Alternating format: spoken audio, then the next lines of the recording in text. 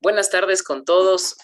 Qué gusto poder compartir este pequeño espacio conjuntamente con ustedes. Quiero agradecerles principalmente la asistencia y el tiempo que se dieron para poder colaborarme en esta pequeña exposición que voy a dar, que es por parte de la asignatura de mi universidad. Yo soy estudiante de la Universidad Técnica Particular de Loja. El tema que voy a tratar hoy en día es la garantía de los derechos digitales de los jóvenes en la sociedad de la información. Es un tema muy de mucho interés. Espero poder interactuar conjuntamente con ustedes. De igual manera, en el transcurso de la presentación, conforme yo la vaya exponiendo, si ustedes tienen alguna duda, inquietud, con mucho gusto habiliten su micrófono si desean alzar la manito para que ustedes me den su inquietud, o a su vez abriremos al final de la presentación un espacio de preguntas para con mucho gusto yo poder aclararles cualquier duda e inquietud. Pues bien, como lo había comentado, vamos a hablar sobre la garantía de los derechos digitales de los jóvenes en la sociedad de la información, tornando desde el siguiente punto. Es muy importante saber esto, ya que hablaremos de un tema específico bajo la tutela, pues, de lo que son estafas, fraudes y extorsiones informáticas. Para lo cual, nosotros tenemos que saber que en la Constitución del 2008 se determinaron ciertas leyes, las cuales permitieron garantizar y a la vez también precautelar los delitos de estafas, fraudes y extorsiones informáticas. Dentro de este panorama, quiero comentarles pues que también daremos un breve análisis, una breve introducción a lo que es la normativa legal, normativa referencial, y también trataremos artículos que también alguna vez hablaron ciertos autores. Si bien es cierto, para lo que es normativa legal, nosotros toparemos lo siguiente, lo que es la Constitución de la República del Ecuador, la Ley Orgánica de la Protección de Datos Personales, el Código Orgánico Integral Penal, el Código de la Niñez y Adolescencia. También toparemos políticas públicas para una Internet segura para las niñas, niños y adolescentes, que es el tema madre, el tema que más nos interesa, y a su vez también hablaremos un poco o un extracto de lo que es el Memorando de Montevideo. Es una política que se le intenta implementar pues a nivel de Sudamérica, a nivel mundial, que si sería el caso fortuito, sería algo muy bueno para una sociedad más segura y más tranquila. Pues bien, lo primero que vamos a topar hoy en día es el tema de la Constitución de la República, ya que en el artículo 66 nos indica que el derecho a la protección de datos de carácter personal, que incluye el acceso y la decisión sobre información y datos de este carácter, así como su correspondiente protección, la recolección, archivo, procesamiento, distribución o a su vez difusión de estos datos o información, requerirán la autorización del titular o a su vez del mandato de la ley. Es importante nosotros saber eso, ya que si bien es cierto hoy nosotros ya vivir en una sociedad informática netamente completa, esta ley precautela que nuestro tipo de información se vulnere. ¿En qué sentido?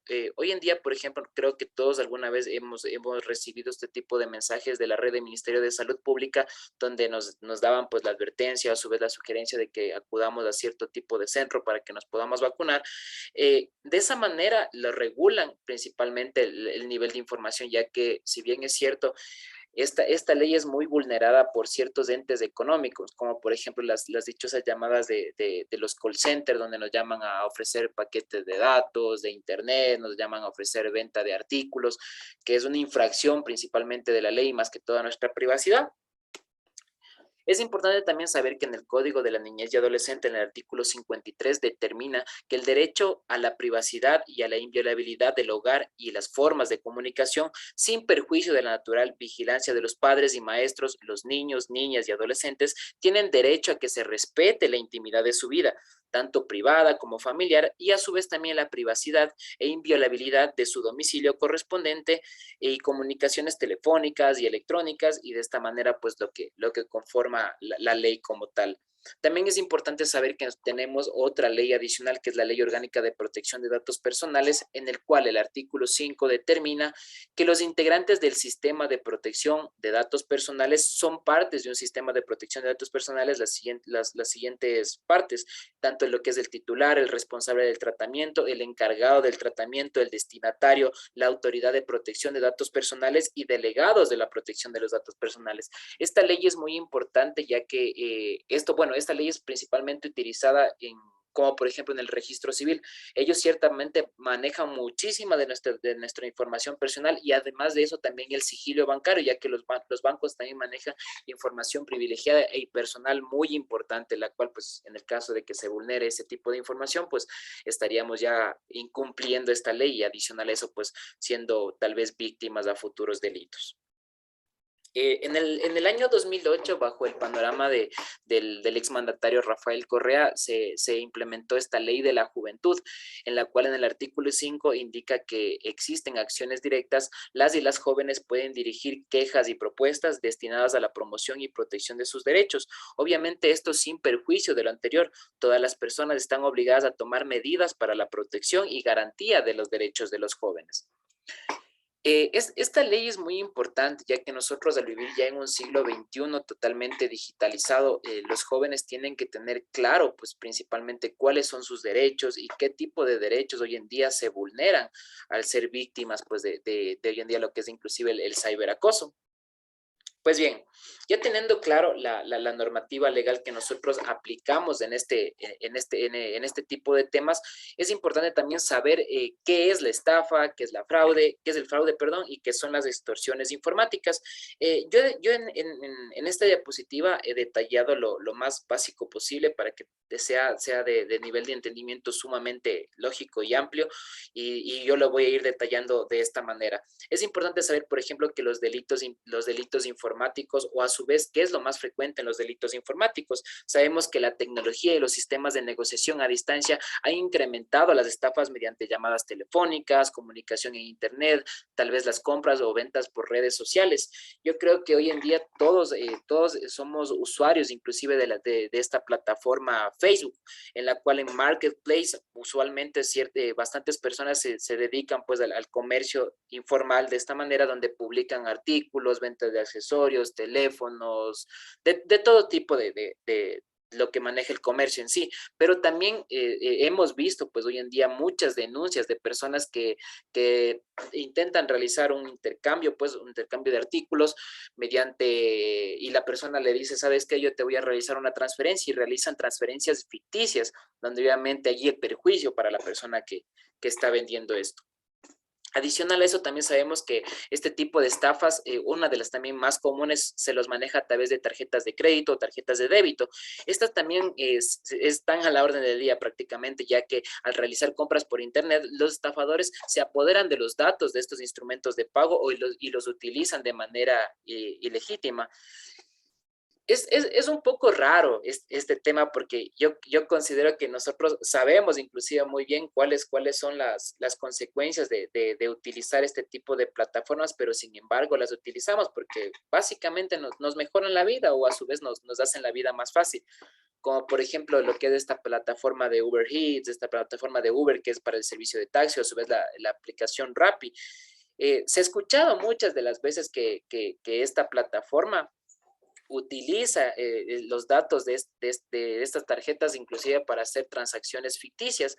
Una breve anécdota: yo alguna vez trabajé en una institución financiera y estaba a cargo de esta área de quejas y reclamos, y créanme, o sea, yo recibía muchas comunicaciones donde nos comunicaban y decían, ¿sabes qué? Yo fui víctima de este tipo de fraude, de este tipo de delito, me estafaron mi tarjeta, me clonaron mi tarjeta, me hicieron débitos innecesarios. Y es algo lógico porque nosotros sabemos a qué estamos expuestos, pero sin embargo nosotros somos usuarios frecuentes de esto. Adicional a eso, también nosotros sabemos lo que son los fraudes informáticos.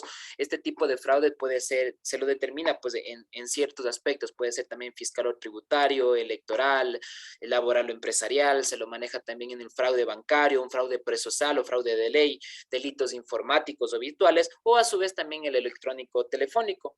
Muchos de estos delitos los vivimos latentemente, por ejemplo, el fiscal o tributario.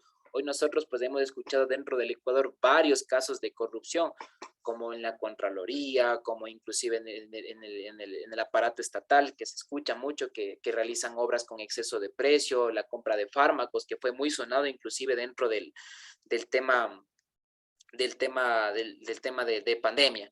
Adicional a eso, también sabemos lo que es el fraude electoral.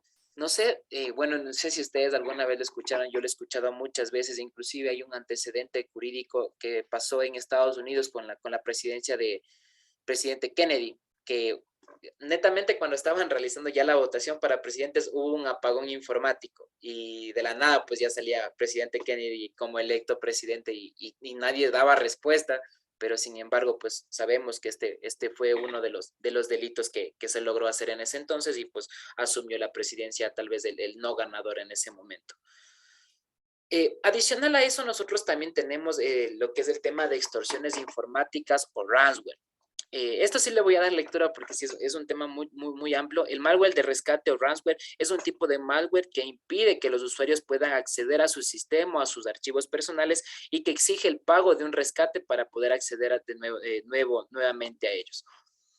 Este tipo de ransomware sí se los da, inclusive hubo un caso muy sonado aquí en el Ecuador, no sé si tal vez ustedes escucharon con el caso CNT, donde ellos habían literalmente hackeado todo el sistema inclusive el que realizaba las llamadas telefónicas para el agendamiento de citas, para planes telefónicos, las reglas de coberturas, todo fue hackeado y no pudieron utilizar.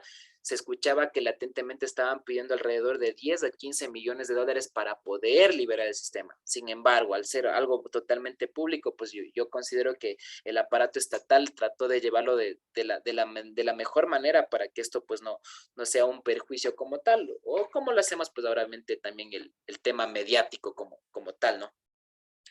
Pues bien, ya al tener el conocimiento de este tipo de delitos a los cuales nosotros somos víctimas día a día, yo considero también que es muy importante el uso del Internet que nosotros le estamos dando, tanto como personas responsables y también como cabezas de hogar. Yo sé que hoy en día, yo sé que inclusive en esta reunión existimos jóvenes y también personas y adultas que son cabezas de hogar y muchas de las veces nosotros no sabemos cuál es el uso que estamos dando y propinando y proporcionando, perdón, la redundancia, para que nuestros hijos pues utilicen este tipo de plataformas. Es por eso que yo he considerado que es muy importante el uso responsable de los medios electrónicos. ¿Qué quiero decir con esto? Que nosotros debemos educar a los menores para el uso de las nuevas tecnologías. Nosotros deberíamos enseñarles a que ellos saquen un provecho positivo, obviamente, de lo que nos puede ofrecer hoy en día el Internet. También poner reglas como, por ejemplo, el límite de uso y a su vez también, pues, nosotros transmitirle medidas de seguridad a nuestros hijos. Es por eso que hemos detallado dentro de esto toda esta normativa y esta explicación lógica. Si bien es cierto, pues creo que como jóvenes y adultos no estamos exentos de ser víctimas de esto, pues más que sacar conclusiones, también determinar sugerencias en la cual nosotros podamos evitar ser víctimas de esto que hoy en día en 2021 ha crecido bastante, perdón, en 2022 ha crecido y sigue creciendo exponencialmente, ya que hoy en día vemos tantas plataformas, ya sea de uso digital, social, electrónico, económico, laboral inclusive, pero si bien es cierto, pues creo que, como le había mencionado anteriormente, el uso responsable es lo más importante. Bueno, yo quisiera saber no sé si ustedes tal vez tienen alguna inquietud, alguna pregunta que me quieran realizar para poder contestarlas. Sí, yo, Creo que los micrófonos están apagados, no sé si me ayudan, no lo logro escuchar. sí, yo tengo dos preguntas que hacer. Ya, claro, dígame, qué gusto. Eh, Quisiera saber acerca de con qué frecuencia se dan los delitos informáticos. Ya. Bueno, en sí los delitos informáticos hoy en día, bueno, antes de realizar esta pequeña presentación, pues nos toca también saber un poquito más del tema, ¿no? Sabía que inclusive la Policía Nacional hizo algún momento una publicación que ya lo estaban inclusive considerando como delito informático la pornografía infantil, los fraudes informáticos, inclusive actividades terroristas que han sido considerados como ya lo había dicho, los delitos informáticos nuevos. Es importante saber que los delitos informáticos han ido en aumento en el Ecuador. Hace algún momento hubo un periódico, no recuerdo el nombre para ser específico, que hizo un estudio y determinaban ellos que en el 2017 ellos habían registrado alrededor de 8,000 a 9,000 casos de delitos informáticos, pero para el 2019, 2020 y 2021 esto se había incrementado inclusive de entre un 20 a un 30%. Estamos hablando más o menos de 9.771 casos a 10.000, 30 o 20.000 casos que se lo van dando. Sí, sí es muy frecuente hoy en día eso. Más que todo, como lo había mencionado, viviendo ya en una nueva era digital, es totalmente frecuente. O a su vez, ¿por qué no nos hacemos inclusive una misma pregunta dentro de nuestros smartphones, de nuestros teléfonos celulares? ¿Qué tipo de aplicaciones nosotros utilizamos y qué tipo de aplicaciones nosotros hemos brindado nuestros datos personales de tarjetas de crédito para que nosotros podamos adquirir tal vez cierto artículo o a su vez pedir comida como lo hacemos cotidianamente? No sé si tal vez hay alguna otra pregunta o fui clara más que todo Sí, con la pregunta. sí, yo quisiera saber si es que existe algún castigo por el fraude informático. O sea, me refiero a que si existe prisión. Sí, sabe bueno, dentro de los delitos informáticos sí estipula la ley, eso estipula en el COIB, en el Código Orgánico Integral Penal. Bueno, precisamente no me sé la ley específicamente, pero sé que lo estipula de 1 a 3 años como tal, este tipo de delitos, los cuales somos todos partícipes. Bueno, no sé si tal vez tienen alguna otra pregunta por ahí, si no, pues daríamos paso ya a las conclusiones. Bueno, no habiendo otra pregunta, pues, bueno, al finalizar esta presentación como tal, hemos determinado ya las conclusiones específicas para este tema, las cuales yo las detallé aquí y también pues quisiera que ustedes sean parte de esto. Sí, voy a dar lectura porque sí, es muy importante que sepamos de esto. Dentro de las conclusiones, yo había determinado que podemos decir que el delito informático en el siglo XXI puede ocasionar grandes pérdidas de dinero en pocos segundos y afectar la privacidad de las personas sin que éstas se percaten de ello. Entre otras consecuencias, van de la mano los avances de la tecnología. Adicional, también existe en el mundo un gran interés por contrarrestar y investigar este tipo de conductas. Es por ello que han legislado sobre este tema los diferentes países, sobresaliendo el Convenio de Budapest sobre ciberdelincuencia, que se espera sea aceptada en la mayoría de los países para que se convierta en una normativa global. Este Convenio de Budapest, como yo les había mencionado, es como un tipo manual donde determina los tipos de delitos que se cometen frecuentemente, inclusive lo detallan de una manera sumamente específica para que existan las breves reseñas o antecedentes para poder aplicar políticas públicas y de esa manera inclusive se pueda penar, se lo pueda penar que cabe la redundancia, con penas o sentencias fuertes para que de esa manera se pueda contrarrestar. Adicional a eso, también sabemos que las personas como víctimas principales de estos delitos deben tomar conciencia de la importancia de aplicar métodos de seguridad, la informática en sus sistemas domésticos o empresariales para contrarrestar y evitar al máximo sufrir las consecuencias de estas acciones ilegales.